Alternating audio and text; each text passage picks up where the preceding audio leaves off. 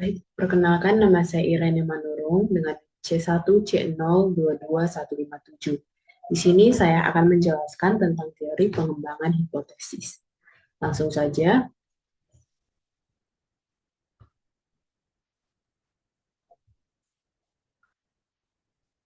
pada teori. Definisi teori.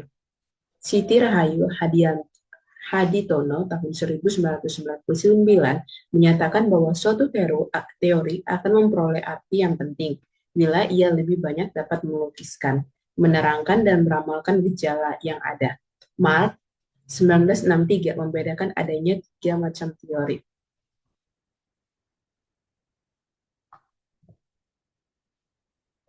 Ketiga teori ini berhubungan dengan data empiris. Dengan demikian dapat dibedakan antara lain yang pertama, teori deduktif. Teori ini yang memberikan keterangan yang dimulai dari suatu pemikiran atau pikiran spekulatif tertentu ke arah data akan diterangkan. Lalu yang kedua, teori induktif adalah cara menerangkan dari data ke arah teori dalam bentuk ekstrim, titik pandang, dan positifik yang dijumpai pada kaum behaviorist. Lalu yang terakhir ada teori fungsional. Teori ini di mana tampak suatu interaksi pengaruh antara data dan perkiraan teoritis, yaitu data mempengaruhi pembentukan teori dan pembentukan teori kembali mempengaruhi data.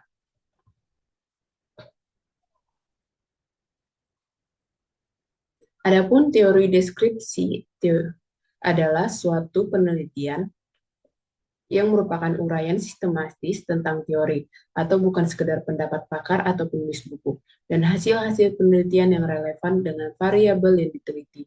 Beberapa jumlah kelompok teori yang perlu dikemukakan akan tergantung pada luasnya permasalahan, yang secara teknis tergantung pada jumlah variabel yang diteliti. Langkah-langkah untuk dapat melakukan pendeskripsian teori adalah sebagai berikut.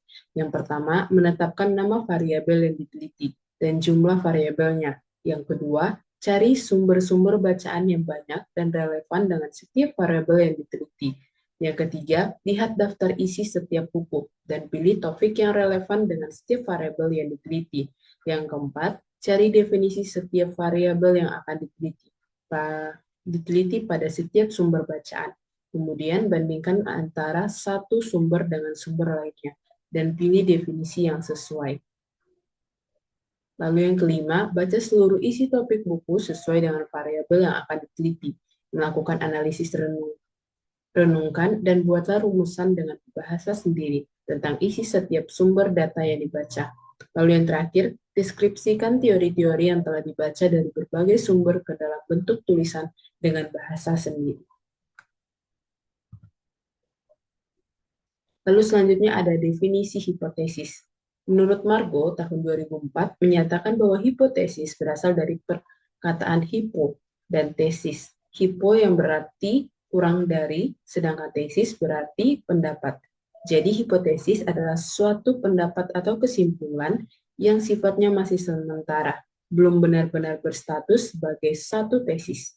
Pada bagian lain, Margo tahun 2004 pun mengungkapkan pengertian lainnya tentang hipotesis. Ia menyatakan bahwa hipotesis adalah jawaban sementara terhadap masalah penelitian yang secara teoritis dianggap paling mungkin atau paling tinggi tingkat kebenarannya. Adapun karakteristik atau ciri-ciri dari hipotesis, menurut Furchan tahun 2024, yaitu yang pertama, hipotesis harus mempunyai daya penjelasan.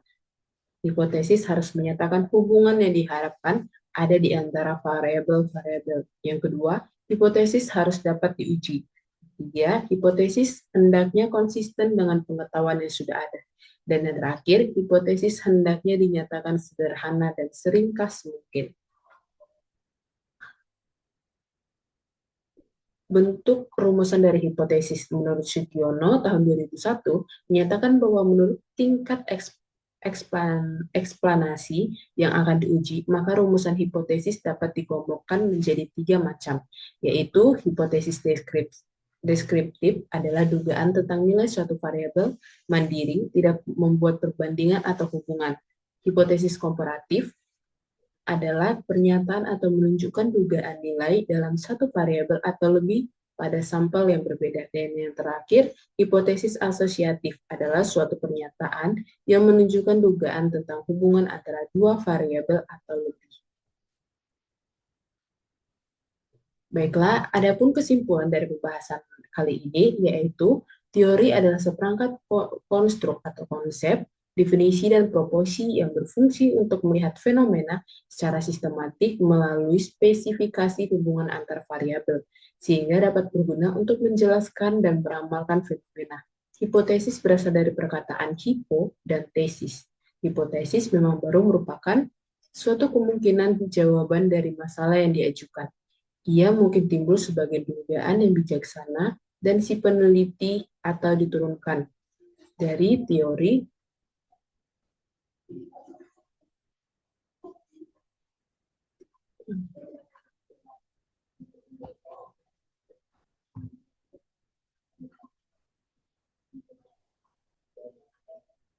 Baiklah, sekian penjelasan dari saya. Lebih dan kurang saya mohon maaf. Terima kasih.